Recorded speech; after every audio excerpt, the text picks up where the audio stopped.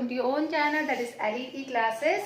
And in this channel you are able to learn the physics in a simpler and easier way, as well as you love the physics because here we are doing the solution in the step by step manner.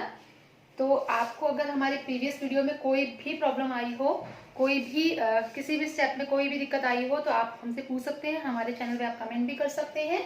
And our email ID as you know that is leeclasses@gmail.com. आप उस पर भी comment कर सकते हैं.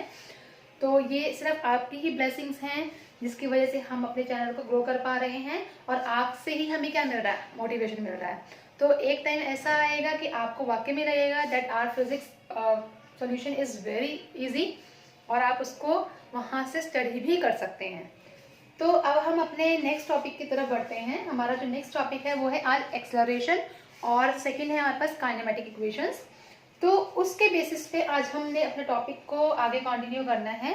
तो acceleration, speed, velocity के बारे में तो हम पहले भी पढ़ चुके हैं अपने प्रीवियस सीरीज में. आज हम जो पढ़ेंगे वो हम किसकी बात करेंगे, एक्सेलरेशन और काइनेमेटिक इक्वेशंस के बारे में, जो कि बहुत इंपॉर्टेंट है. ये आपने क्लास 9 में भी पढ़ रखा है, लेकिन इस पॉइंट 11 के पॉइंट ऑफ व्यू से भी क्या है, ये बहुत इंपॉर्टेंट है. जब तक आपको वो कॉन्सेप्ट समझ नहीं आएगा तब तक आप न्यूमेरिकल्स को कैसे सॉर्ट आउट कर पाएंगे. तो पहले आपको कॉन्सेप्ट को सॉल्व करना ज़्यादा जरूरी है, उसके बाद ही आप क्या कर सकते हैं, न्यूमेरिकल्स को सॉल्व कर सकते हैं. ओके, तो चलिए अब हम स्टार्ट करते हैं अपना आज का टॉपिक. हमारा चैप्टर नंबर था 3, मोशन इन वन डायमेंशन, जिसमें हमने टॉपिक किस किस के बारे में करना है, आज एक्सेलरेशन के बारे में और काइनेमेटिक इक्वेशन के बारे में बात करनी है. काइनेमेटिक इक्वेशन, ठीक है, हमने इनके बारे में बात करनी है. तो हम पहले बात करते हैं किस चीज के बारे में, हम बात करते हैं एक्सेलरेशन के बारे में कि एक्सेलरेशन क्या होती है. ठीक है, अब सपोज करिए कि आप व्हीकल पे जा रहे हैं, ठीक है, गाड़ी में ही सपोज कर लीजिए आप गाड़ी पे जा रहे हैं और आपने अपने एक्सेलरेटर पे पैर रख रखा है. पहले आप चल रहे हैं 20 किलोमीटर पर आवर की स्पीड से, ठीक है, या 20 मीटर पर सेकंड की स्पीड से भी आप बोल सकते हैं. उसके बाद आपने क्या किया, अपने एक्सेलरेटर के रेस को क्या कर दिया, इंक्रीज कर दिया, वेलोसिटी को चेंज कर दिया. जैसे ही आप वेलोसिटी को चेंज करेंगे वैसे ही आपकी वेलोसिटी क्या हो जाएगी, इंक्रीज हो जाएगी. अब सपोज करिए कि आगे एक क्राउडी एरिया आ गया, ठीक है, आपको अपनी ब्रेक्स का यूज करना पड़ा और आपने क्या करा, अपने फुट से उस ब्रेक को क्या कर दिया, प्रेस कर दिया. जैसे ही आपने ब्रेक को प्रेस किया वैसे ही आपकी जो गाड़ी की स्पीड होगी वो क्या हो गई, कम हो गई. ठीक है, मेरा बोलने का क्या मतलब है कि अगर मैं बात कर रही हूँ किस चीज की, एक व्हीकल की बात कर रही हूँ, सपोज मैं यहाँ पे बात कर रही हूँ एक कार की, ठीक है, वो कार पहले चल रही थी 10 मीटर पर सेकेंड की स्पीड से, 10 मीटर पर सेकेंड की स्पीड से. ठीक है, आपने क्या किया, वहां पर क्राउड एरिया नहीं था तो आपने उसकी वेलोसिटी को इंक्रीज किया. अब वो कार कितनी वेलोसिटी से चल रही है, अब वो कार चल रही है अपने 20 मीटर पर सेकेंड की स्पीड, या 30 मीटर ले लीजिए, 30 मीटर पर सेकेंड की स्पीड से. ठीक है, मान लीजिए 2 सेकेंड में लगा लीजिए, 2 सेकेंड में बढ़ रही है. अब क्या हुआ, एकदम से क्राउड एरिया आ गया और उसको अपनी स्पीड क्या करनी पड़ी, डिक्रीज करनी पड़ी. अब उस कार की जो वेलोसिटी हो गई वो कितनी हो गई, आप स्पीड बोलिए वेलोसिटी बोलिए, यहाँ पर बस एक ही फर्क है कि उसके अंदर डायरेक्शन का एक डिफरेंस हो जाता है. ठीक है, सपोज करिए वो 20 मीटर पर सेकेंड हो गई, वेलोसिटी डिक्रीज करने पर 20 मीटर पर सेकेंड हो गई. तो इट मीन्स यहाँ पर कुछ ना कुछ वेलोसिटी के अंदर चेंज आया, जो कि हमें क्या बता रहा है, उसके एक्सेलरेशन के बारे में बता रहा है. तो एक्सेलरेशन को हम कैसे बता सकते हैं कि change in velocity in the given time. ठीक है, जब हम वेलोसिटी को चेंज करते हैं पर्टिकुलर टाइम इंटरवल के अंदर, उसको हम क्या बोलते हैं, that is known as acceleration. क्या बोलते हैं, इसको एक्सेलरेशन बोलते हैं. तो एक्सेलरेशन को आप कैसे डिफाइन करेंगे, change in velocity in the given time interval, in the given time interval. जब हम गिवन टाइम इंटरवल के अंदर अपनी वेलोसिटी को क्या करते हैं, चेंज करते हैं, तो उसको क्या बोलते हैं, एक्सेलरेशन बोलते हैं. और अगर एक्सेलरेशन की बात की जाए, अगर सपोज करिए कि टी टाइम के अंदर किसी ऑब्जेक्ट की वेलोसिटी क्या है, v है, तो t प्लस स्मॉल चेंज के अंदर उसकी वेलोसिटी क्या होगी, अगेन कुछ ना कुछ चेंजेस होंगे, v plus delta v. Small time के अंदर वेलोसिटी कितनी हुई, स्मॉल चेंजेस हुए, v प्लस डेल्टा v. तो यहाँ से अगर हम एवरेज एक्सेलरेशन निकालना चाहते हैं, एवरेज एक्सेलरेशन कैसे निकलेगी, और एवरेज एक्सेलरेशन निकालिए, एवरेज एक्सेलरेशन। कैसे निकालेंगे आप, इसमें से इसको माइनस कर दीजिए। जब आप इसको माइनस करेंगे तो कैसा आएगा, v plus delta v minus v by t plus delta t minus t। t से t कैंसिल, v से v कैंसिल, तो आपके पास कितना हो जाए delta v by delta t। ये आपकी क्या आ गई, आपकी एवरेज एक्सेलरेशन आ गई। तो यहां से हम अपने फॉर्मूले को लिख सकते हैं delta v by delta t। अब फिजिक्स की लैंग्वेज में अगर आपको इस डेल्टा को चेंज करना है इसके डेरिवेशन फॉर्म में, तो आपको कुछ ना कुछ अप्लाई करना पड़ेगा, लिमिट अप्लाई करनी पड़ेगी, जिसकी वजह से आप क्या कर सकते हैं, इस डेल्टा को डायरेक्टली डी में कन्वर्ट कर सकते हैं। तो आपको क्या लिखना पड़ेगा, आपको लिखना पड़ेगा by taking limit delta T tends to 0। हमें एक लिमिट लगानी पड़ेगी जिसमें हम टाइम को अप्रोक्सीमेट किसके इक्वल रखेंगे, 0 के इक्वल रखेंगे, लेकिन वो सिर्फ टेंड्स टू 0 है, ना कि वो इक्वल टू 0 है। ठीक है, तो वहां पर हम क्या कर सकते हैं, अपने एक्सेलरेशन को डेल्टा की जगह किसमें कन्वर्ट कर सकते हैं, dv बाय dt के केस में रख सकते हैं। ये आपके कुछ रूल्स हैं फिजिक्स के अंदर जिसको आपको फॉलो करना पड़ेगा। वहां पर हमारे पास क्या हो जाएगा, delta v by delta t किसमें कन्वर्ट हो जाएगा, dv बाय dt में कन्वर्ट हो जाएगा। ओके, अब आपको पता है कि v क्या होता है, डिस्प्लेसमेंट बाय टाइम होता है, change in displacement by change in time. तो उस केस में हम क्या बोल सकते हैं, इसको ऐसे लिख सकते हैं d by dt of dx by dt। ठीक है, तो यहाँ से आपके पास फॉर्मूला क्या हो जाएगा, D square X by D T square. इसको हम डी स्क्वायर टी नहीं बोलते हैं, जब भी आप डेरिवेशन के केस में करेंगे तो डी टी स्क्वायर का मतलब क्या होता है, double differentiation of X with respect to time. ठीक है, इसको क्या बोलेंगे आप, इसको बोलेंगे आप double differentiation of X with respect to time. Time के साथ हमने क्या कर दिया, x को डबल डिफरेंशिएट किया, उससे क्या निकाला आपने, उससे निकाल दिया उसका एक्सेलरेशन।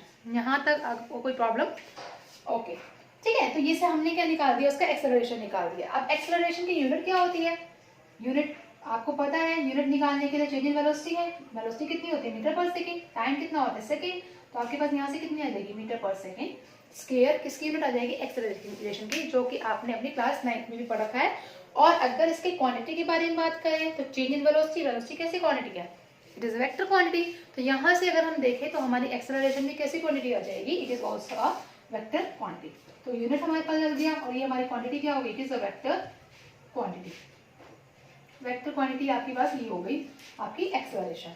ओके, और इसकी जो डायरेक्शन है वो हमेशा कहाँ जाएगी, it is always directed in the direction of velocity. हमेशा याद रखिएगा कि डायरेक्शन जो है एक्सेलरेशन की, direction of acceleration is always directed towards the direction of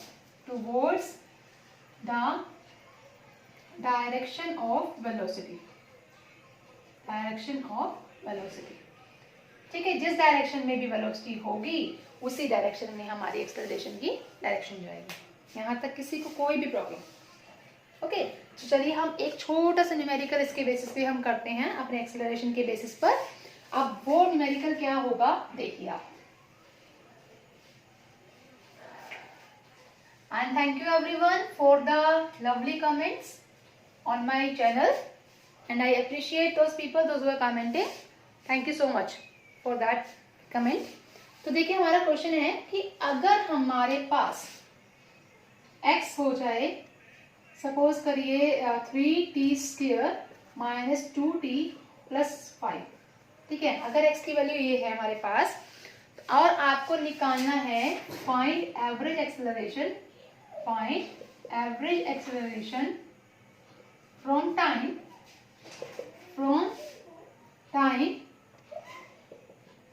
1 second to 3 second.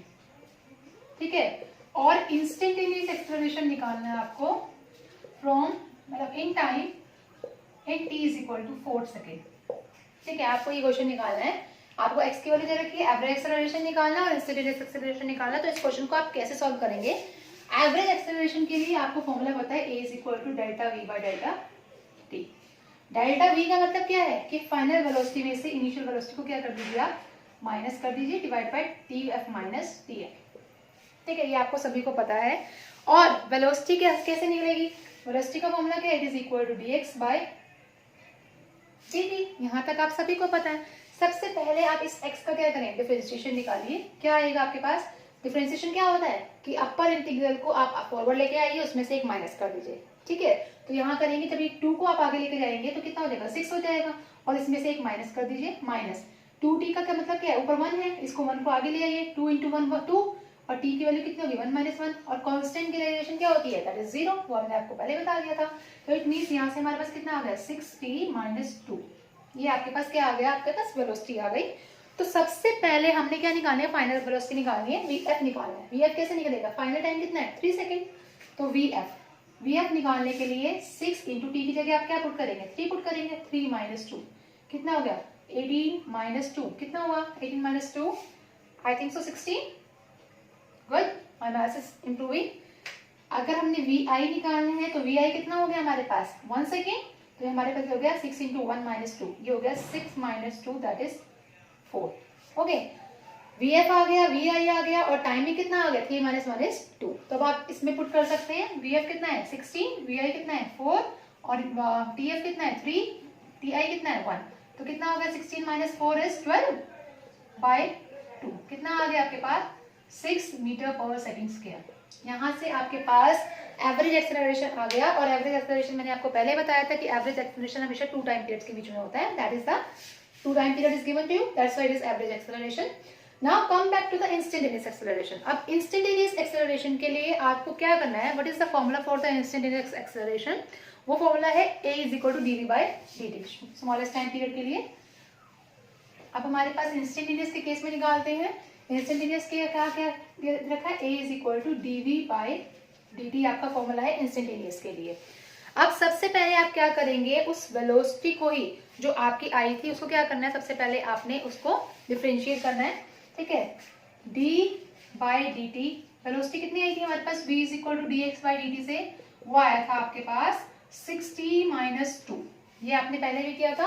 अब आप इसी की ही दोबारा से डिफरेंशिएशन करेंगे, 60 - 2 की डिफरेंशिएशन करेंगे। अगेन t के पास क्या है, पावर 1 है, तो 1 - 1 तो 0 हो जाएगा, आपके पास कितना हो गया 6 आ गया, ठीक है। इट मींस आपके पास a कितना आ गया, a आ गया आपके पास 6। तो अब 4 सेकंड का तो करने का कोई सवाल ही नहीं उठता, बिकॉज आपके पास यहाँ पे क्या है, कोई t की वैल्यू ही नहीं बची। अगर यहाँ पे t की वैल्यू बची होती तो आप क्या करते, उसके अंदर वैल्यू पुट कर देते t 4 सेकंड के अंदर, ठीक है। तो इट मींस यहाँ से अगर हम देखें तो हमारा जो ये क्वेश्चन इस फॉर्म में हो गया, ये इंस्टेंटेनियस एक्सेलरेशन के लिए वैलिड नहीं है, बिकॉज t = 4 सेकंड के लिए हमारे पास कोई टाइम ही नहीं है।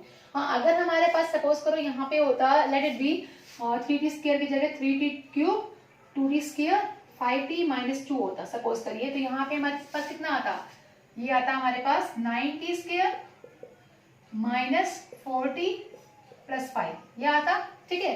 इसी का ही दोबारा से अगर डिफरेंशिएट करते हम तो हमारे पास कितना होता, 9t² - 4t + 5, तो ये होता हमारे पास 9 × 18t - 4, ये आता। और तब हम t की वैल्यू क्या पुट कर सकते थे, t = 4 सेकंड के लिए हम पुट कर सकते थे, तो वो कितना आया 18 × 4, ये कितना हो गया हमारे पास, क्योंकि 4 का तो कोई, हाँ -4 भी एक और पुट कर सकते हैं, -4, तो कितना हुआ,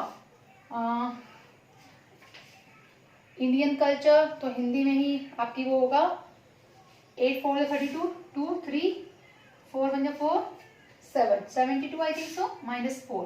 जब आप इसको सॉल्व करेंगे आई थिंक सो 68 बचेगा, 68 मीटर/सेकंड आपका इसका आंसर आ जाएगा, ठीक है। अगर आपके पास इस वैल्यू से अगर आप इसको सॉल्व करते हो इंस्टेंटेनियस एक्सेलरेशन को, अंडरस्टूड। आई होप कि आपको ये समझ आया होगा कि किस तरह से हम इसको सॉल्व आउट कर सकते हैं। अब आपकी बात आती है किस किस की, काइनेमेटिक इक्वेशन की। हम अपने लेक्चर में इतना ज्यादा नहीं वो करेंगे ताकि आपको बोर कर दे, तो हम सिर्फ कुछ ही वैल्यूज लेकर, कुछ ही टॉपिक्स लेकर चलेंगे जिसके थ्रू आप क्या कर सके, इजिली आप अपना आगे टॉपिक पढ़ सकें। अब आप नेक्स्ट पे आइए, that is known as the kinematic equation. Kinematic equation क्या होती है, let me put the ink, I think so you are not able to see, okay. Now see kinematic equation, come back. Next आपके पास क्या आता है, kinematic equation. कोई भी किसी तरह की डिफिकल्टी है then please let me know, stop करके आप मुझे कमेंट कर सकते हैं। काइनेमेटिक इक्वेशन, काइनेमेटिक इक्वेशन में हमारे पास, हम आपने पढ़ रखा है 9th में ही पढ़ रखा है, 3 टाइप की इक्वेशन। कौन कौन सी इक्वेशन थी, एक था v = u + at, ठीक है, एक था आपके पास v = u + at, एक था s = ut + ½ at², और एक था आपके पास v square minus U square is equal to 2as। ये तीन इक्वेशन ऑफ मोशन आपने पढ़ भी रखी हैं, ठीक है, लेकिन आपने ग्राफिकल मेथड से पढ़ी होंगी। आज मैं आपको सिंपल वे बताती हूँ इसका किस तरह से करते हैं, ग्राफिकल मेथड भी आगे आएगा हमारे सीरीज में। तो पहली इक्वेशन को सॉल्व करने के लिए हमारे पास जो फर्स्ट इक्वेशन है v is equal to U plus AT को सॉल्व करने के लिए हम एक्सेलरेशन का फॉर्मूला लेंगे। फर्स्ट इक्वेशन वो क्या होता है, a is equal to V minus U by T. ये फॉर्मूला आपको पता है, change in velocity by time taken, ठीक है। तो चेंज इन वेलोसिटी यहाँ से कितना हो जाएगा, v minus U is equal to क्या हो जाएगा 80, क्रॉस मल्टीप्लाई कर दो इसको, 80 आ जाएगा। तो v किसके इक्वल हो जाएगा, u इधर जाएगा तो u प्लस 80 आ गया आपके पास। v is equal to u plus 80 आपका फर्स्ट इक्वेशन ऑफ मोशन आपकी यहाँ से आ गई। आई think so it is very easy, ठीक है। तो ये आपके पास आ गया इजी वे में फर्स्ट इक्वेशन ऑफ मोशन। अब आते हैं हम सेकंड इक्वेशन ऑफ मोशन के बारे में, s is equal to U T plus half at square. अब इसको कैसे करेंगे, आपको पता है कि एवरेज वेलोसिटी का जो फॉर्मूला होता है वो क्या होता है, displacement bye time taken, total displacement bye time taken. तो हमने क्या ले लिया, एवरेज वेलोसिटी ले ली। एवरेज वेलोसिटी का फॉर्मूला हो गया टोटल डिस्प्लेसमेंट या डिस्प्लेसमेंट बाय टाइम टेकन, ठीक है। एवरेज वेलोसिटी का मतलब क्या है, इनिशियल और फाइनल वेलोसिटी। इनिशियल वेलोसिटी को हम किससे डिनोट करते हैं, u से, और फाइनल वेलोसिटी को किससे डिनोट करते हैं, v से। तो आपके पास कितना आ गया, u plus v by two. आपने एवरेज निकालना है तो 2 से डिवाइड करेंगे, it is equal to displacement को हम s से और t को टाइम को t से डिनोट करते हैं।